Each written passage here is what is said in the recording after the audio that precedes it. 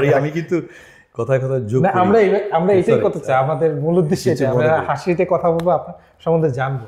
আমার এই ন্যাংটা কাল মানে ছোটবেলার আমি আসলে একটা গ্রামের ছেলে,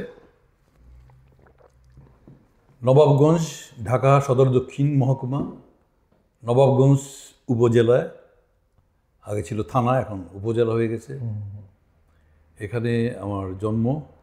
আমার গ্রামের নাম রাহুতাটি। আমার বাড়ির পাশ দিয়ে বয়ে চলেছে ইছামতি নদী। ইছামতি নদী, বিখ্যাত সেই ইছামতি। এই ইছামতি নদীর তীরে আমার জন্ম। খুবই দুঃখের বিষয় যে বর্তমান ইছামতি বিলুপ্ত হতে চলেছে।